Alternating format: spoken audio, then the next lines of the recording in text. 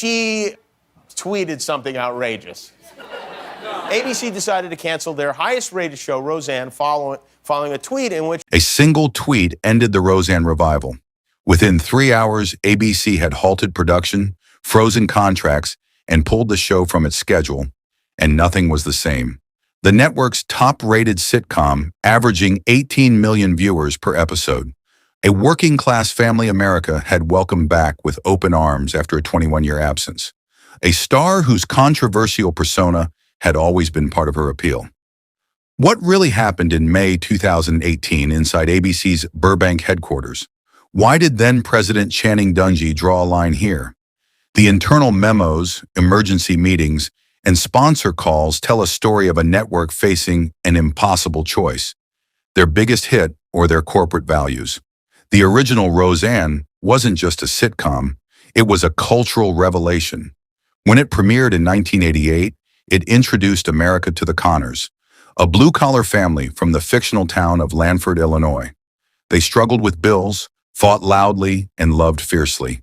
At the center was Roseanne Connor, played by comedian Roseanne Barr, whose sharp-tongued, no-nonsense matriarch became television's working-class hero. For 9 seasons, Roseanne dominated ratings and pushed boundaries. It tackled issues other sitcoms wouldn't touch: economic insecurity, domestic abuse, teenage pregnancy, homosexuality. The show earned critical acclaim, multiple Emmys, and Peabody Awards. When it ended in 1997, it left a void in television's landscape, one that remained unfilled for decades. In 2017, in the wake of Donald Trump's election, ABC saw an opportunity. America was divided, with the cultural conversation increasingly focused on the forgotten working class. According to network strategy minutes dated September 2016, executives identified an untapped audience segment hungry for representation. The revival was greenlit with the original cast returning, a virtually unprecedented television event. The March 27, 2018 premiere was a phenomenon. Over 18 million viewers tuned in, making it the highest-rated comedy broadcast in years. President Trump personally called Barr to congratulate her on the ratings. Within weeks, ABC had renewed the show for an expanded 13-episode second season. An operations memo dated April 12, 2018 noted, projected revenue streams for season 11 exceed $60 million in advertising alone. Roseanne Barr had become, once again, untouchable. Behind the massive ratings and renewal celebration, tensions were building. According to production staff interviews, Barr's behavior on set was increasingly erratic. Her Twitter account had become a platform for conspiracy theories and inflammatory political statements. An internal ABC Standards and Practices report flagged concerns as early as April 3, 2018. Star's social media presence presents ongoing compliance risk. The show itself was walking a tightrope. The revival had made Roseanne Connor a Trump supporter, reflecting Barr's own political stance. This creative choice had helped drive the massive viewership, but also created unprecedented scrutiny. Every joke, every political reference was dissected across social media. Disney, ABC's parent company, was in the midst of delicate negotiations. The acquisition of 21st Century Fox assets was pending regulatory approval. Corporate image had never been more important. Minutes from a Disney executive meeting on April 29, 2018 contained a single underlined note: talent behavior, rebrand liability. Competing networks watched the Roseanne phenomenon with envy and unease. Could politically divisive programming be the new ratings gold? NBC and CBS began developing their own heartland sitcoms, but they also watched how ABC managed their volatile star. The pressure cooker was building. Ratings brought power, but power brought scrutiny. Would you have given a controversial star this much latitude? The answer wasn't clear, until it suddenly was. No one at ABC anticipated that the most damaging scene wouldn't air on television at all. It would unfold on Twitter at 2:45 a.m. on May 29, 2018. The season finale of Roseanne had aired 1 week earlier on May 22nd, ending with strong ratings and setting up storylines for the highly anticipated second season. Pre-production was scheduled to begin on June 4th. According to writers' room notes obtained later, the team had planned to explore Dan's construction business, Darlene's career aspirations, and DJ's readjustment to civilian life. May 28th was Memorial Day, a holiday. Network offices were closed. Executives were scattered across Los Angeles, New York, and various vacation destinations. According to a network operations timeline reconstructed later, the night shift at ABC's social media monitoring desk was staffed by 2 junior employees. Their standard protocol included hourly checks of top talent social accounts with alert thresholds for engagement spikes or concerning content. At 2:45 a.m. Eastern Time, Roseanne Barr was at her home in Hawaii. The house was quiet. According to later interviews, she had taken Ambien, a sleep medication known for its potential side effects, including impaired judgment. She opened Twitter on her phone.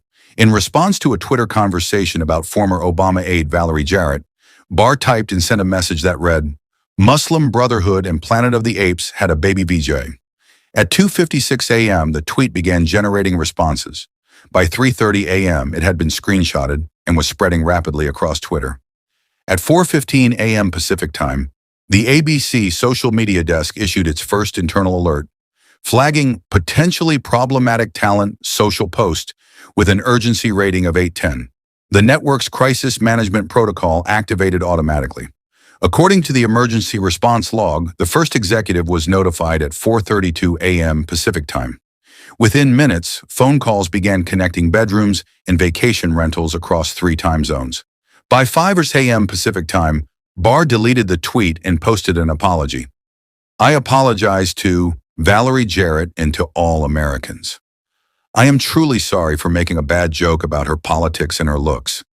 I should have known better. Forgive me, my joke was in bad taste." But it was too late. Screenshots had already gone viral. The scene that would end Roseanne had already played out, not on ABC, but on millions of phones and screens across America. The scene wasn't filmed on a soundstage. There were no cameras, no lighting cues, no director calling action. Just a woman in Hawaii, her phone, and 53 characters that would destroy a television empire. The tweet comparing Valerie Jarrett, a black woman and former senior advisor to President Obama, to an offspring of the Muslim Brotherhood and Planet of the Apes appeared on screens with Twitter's distinctive interface. Black text on white background. Barr's profile picture beside it. No music, no laugh track. Just words that struck with the force of a cultural bomb. Within minutes, the notification sounds began pinging on phones across the entertainment industry. First journalists, then network executives, then Roseanne cast members. According to a timeline reconstructed from multiple sources, Sarah Gilbert, who played Darlene Connor and served as an executive producer, saw the tweet at approximately 5:20 a.m. Pacific Time. Her response came swiftly at 6:21 a.m. Roseanne's recent comments about Valerie Jarrett and so much more are abhorrent and do not reflect the beliefs of our cast and crew or anyone associated with our show. I am disappointed in her actions, to say the least. At 6:30 a.m., ABC executives were gathered in a hastily arranged conference call. By 7 a.m., they had connected with Disney CEO Bob Iger. According to a participant in the call, the discussion wasn't about whether to act, but how quickly and decisively. In a cavernous office at ABC headquarters, Channing Dungey, the first African-American president of a major broadcast network, sat at her desk reviewing the tweet, the rapidly multiplying news coverage, and the cascade of internal alerts. According to staff present, she was composed but resolute. At approximately 10:30 a.m. Eastern, she drafted a single-sentence statement. At 10:48 a.m. Pacific Time, just over 8 hours after Barr's tweet, ABC released Dungey's statement. "Roseanne's Twitter statement is abhorrent, repugnant, and inconsistent with our values, and we have decided to cancel her show." 19 words. $100 million television property erased. A line drawn that would transform television's approach to social media and talent management forever. Within 8 hours of Barr's tweet, ABC's top-rated show had ceased to exist. The machinery of cancellation, normally a weeks-long process of ratings analysis, cost projections, and scheduling strategy, had compressed into a single frenetic morning. At 7:15 a.m. Pacific Time, according to internal logs, ABC activated its crisis response team. Representatives from legal, publicity, talent relations, and Programming convened in conference room B12. The first decision was unanimous: contain the spread. All promotional activities for Roseanne were immediately halted. Social media accounts froze. Advertising partners received urgent notifications. At 7:45 a.m., Disney CEO Bob Iger joined by phone. According to 3 participants, his message was clear and unequivocal. Minutes from the call recorded his words: "Some decisions transcend business. This is one of them." By 8:30 a.m., ABC executives had begun reaching out to the show's cast and crew, over 200 people whose jobs had evaporated overnight. Emma Kenny, who played Roseanne's granddaughter, later told interviewers she had learned about the cancellation from a text message while still in bed. The production offices at CBS Studio Center in Studio City sat empty, with staff instructed not to report to work. Security guards turned away confused crew members who hadn't seen the news. According to a production coordinator who arrived at 9 a.m., "It was like a ghost town. No explanation, just the show is over. Go home." At 10:15 a.m., ABC's legal team delivered their assessment. Despite the network's clear moral authority to cancel, contractual obligations to advertisers, affiliates, and international distributors presented complex challenges. A senior counsel noted, "We're looking at minimum $8 to $10 million in immediate settlement costs." The most consequential meeting occurred at 10:30 a.m. in Channing Dungey's office. Present were only Dungey, her deputy, and a communications director. The draft statement went through 3 revisions in 15 minutes, each shorter than the last. According to a witness, Dungey said simply, "No qualifiers, no ambiguity. This requires absolute clarity." At 10:48 a.m., the statement went public. Within minutes, Dungey's phone lit up with calls from other network executives, talent representatives, and former President Barack Obama. According to a staff member, Obama's message was brief: "Thank you for doing the right thing." The sponsor exodus began before ABC even announced the cancellation. By 8:30 a.m. Pacific Time, pharmaceutical giant Pfizer had contacted ABC demanding immediate disassociation from the show. According to a leaked email, their chief marketing officer wrote, "We cannot have our products associated with these sentiments under any circumstances." By 9:15 a.m., 6 more major advertisers had made similar calls. A tracking document from ABC's advertising department showed potential revenue loss approaching $8 million in just the first hour, but the decision transcended immediate financial calculations. Internal documents reveal that Disney and ABC executives were calculating a different kind of cost: long-term brand damage. A confidential brand assessment dated May 29, 12:15 p.m. noted, "Failure to act decisively creates perception of corporate complicity. Estimated brand impact, severe." The television industry operates on unwritten rules, lines that talent knows not to cross.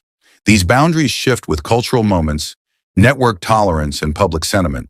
According to a former ABC Standards and Practices executive interviewed in 2020, there were always 3 red lines at the networks: certain profanities, explicit sexual content, and racism.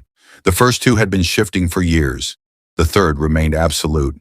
What made the Roseanne situation unprecedented wasn't the existence of this line, but how quickly and decisively it was enforced. Previous controversies had followed a familiar pattern: apology, suspension, sensitivity training, eventual return. The Barr case collapsed this timeline from months to hours. Meeting notes from a June 2018 gathering of network executives across multiple companies recorded an NBC representative asking, "Is this the new speed of accountability?" The answer was yes. For talent agencies and management companies, the message was clear. A CAA internal memo dated June 3, 2018 advised agents, "Social media conduct is now contractually significant. Client education must be proactive, not reactive." Would another network have canceled their #1 show this quickly?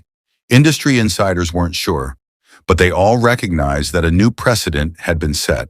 The cancellation of Roseanne immediately ignited a cultural firestorm that extended far beyond television. Within hours of ABC's announcement, battle lines formed. On conservative media outlets, the narrative took shape. This was political censorship, targeting a Trump supporter for expressing controversial views. On May 30th, Fox News host Sean Hannity called it liberal fascism and selective outrage. Social media platforms became ideological battlegrounds. The hashtags Watch Boycott ABC and Stand with Roseanne trended alongside Cancel Roseanne. According to analytics firm Listen First, mentions of ABC on social platforms increased 5,940% on May 29th. Roseanne Barr herself oscillated between contrition and defiance. At 7:37 p.m. on May 29th, she tweeted, "Don't feel sorry for me, guys. I just want to apologize to the hundreds of people and wonderful writers and the cast and crew I love so much." Hours later, she began retweeting supporters who characterized her as a victim of political persecution. The debate extended to streaming platforms and syndication. On May 30th, streaming service Hulu removed all episodes of the Roseanne revival.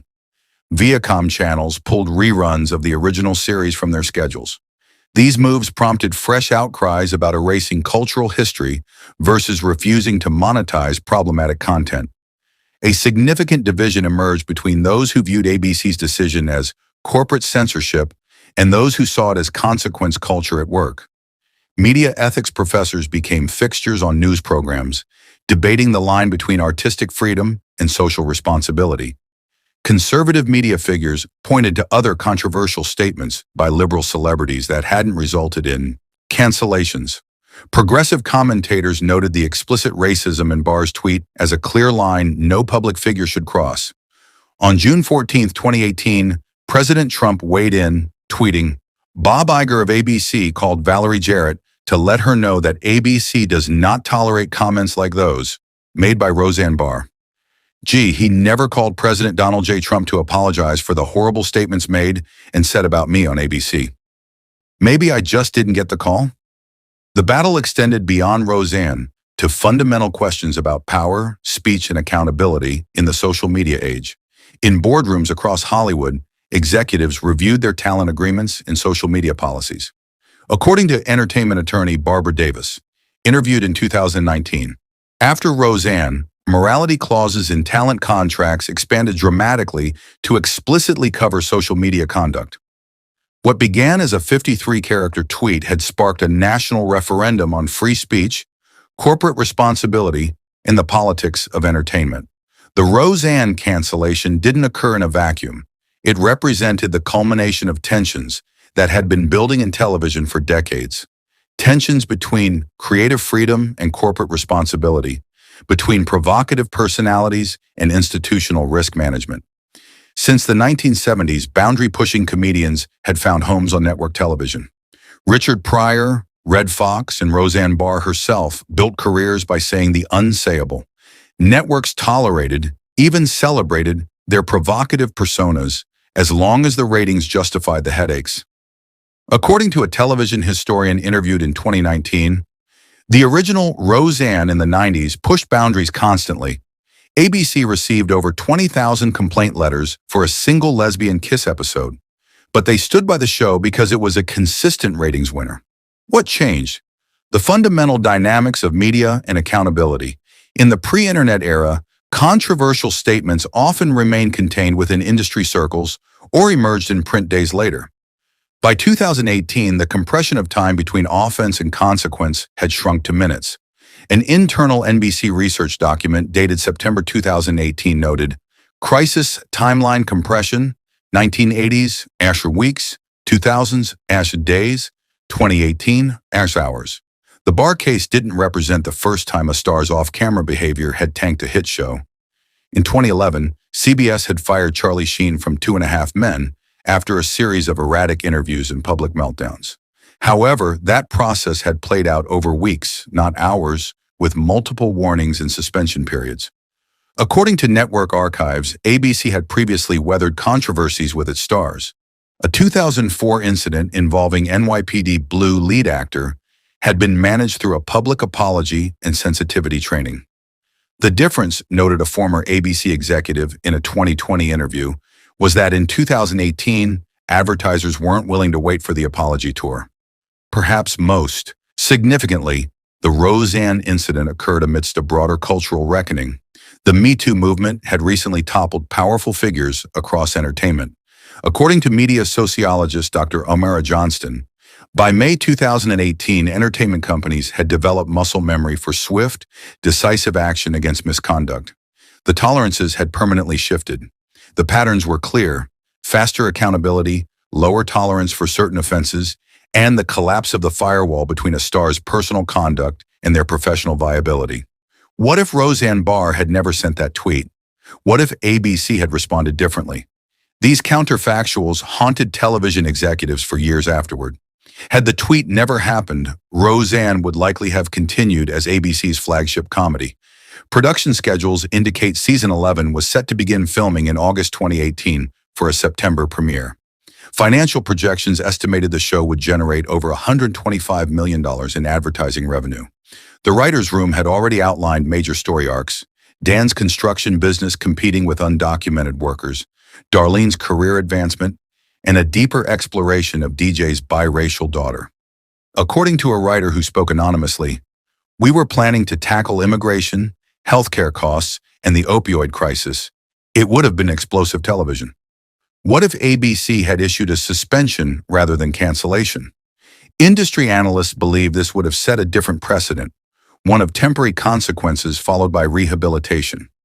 According to crisis management expert Jasmine Reynolds, a 6-month suspension, sensitivity training, and a carefully orchestrated apology tour would have been the pre-2018 playbook. But the most interesting counterfactual involves timing. What if the tweet had happened 3 years earlier, or 3 years later? Media analysts generally agree that in 2015, before the heightened polarization of the Trump era, Barr might have weathered the storm with a suspension. In 2021, with evolving attitudes toward cancel culture, the outcome might have been similar. The uniqueness of the May 2018 moment, the convergence of the Me Too reckonings, heightened racial tensions, and corporate sensitivity to social media firestorms, created the perfect conditions for an absolute response. A television critic summarized it in a 2020 retrospective.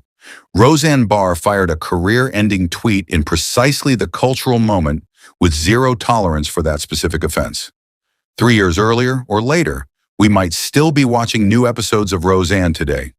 The counterfactual reminds us that timing isn't just about what happened, but when it happened, and the unique cultural conditions that turned one tweet into television history.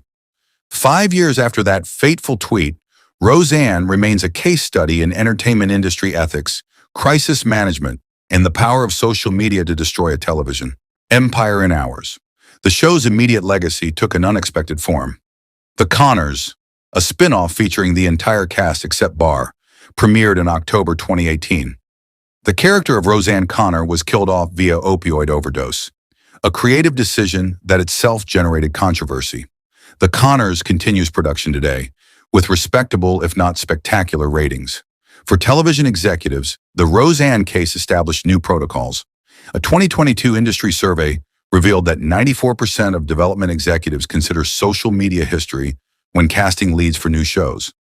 Every major network now employs social media compliance officers who monitor talent accounts and flag potentially problematic content before it generates headlines. Talent contracts underwent a fundamental transformation.